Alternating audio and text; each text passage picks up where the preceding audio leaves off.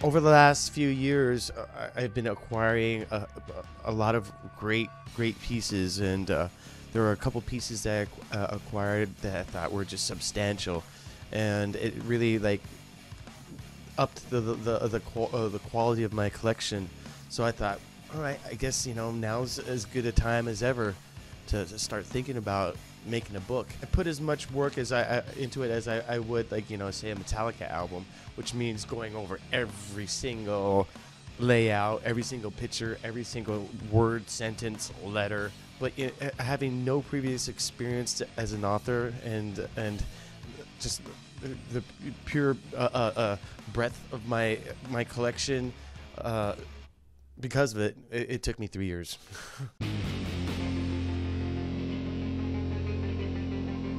I've always felt like a bit of an outsider, a bit of an outcast, and it was always really difficult for me to like fit into social situations.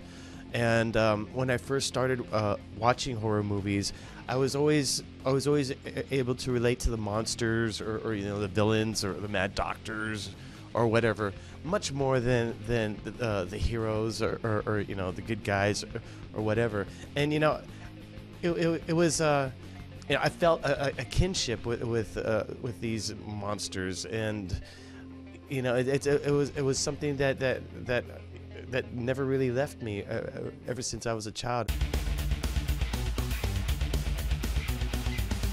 I have to say that one of my favorite pieces is the outfit that Boris Karloff wore in the movie The Black Cat from 1934. I was just thumbing through an auction catalog one day, and I saw a picture of it, and I was astounded by the fact that this thing was survived 80 plus years and was found. And so I just thought to myself, I have to get it.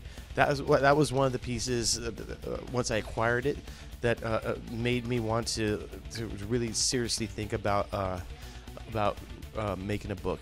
But once I did get it, and once it did arrive to my house, I put it on. And I walked around, pretended I was Boris Karloff's character for about 2 or 3 hours.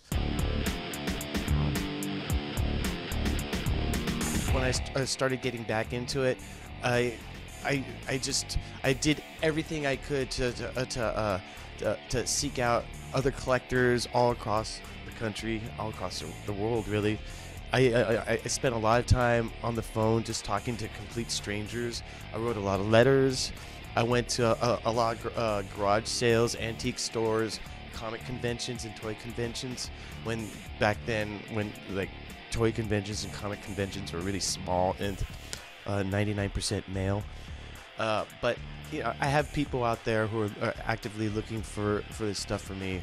Something comes up that they call me immediately, and I try to act upon it as quickly as I can, because stuff slips away. I mean, this stuff is in demand amongst a lot of collectors.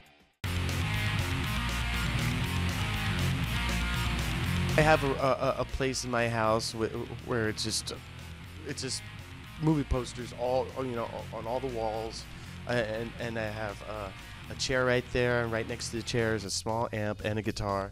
And for years I've been sitting down amidst all my posters and playing guitar. Being around the movie posters, it inspires me, also calms me down, and brings me to a more grounded place. And when I'm in that sort of mindset, things just flow out of me.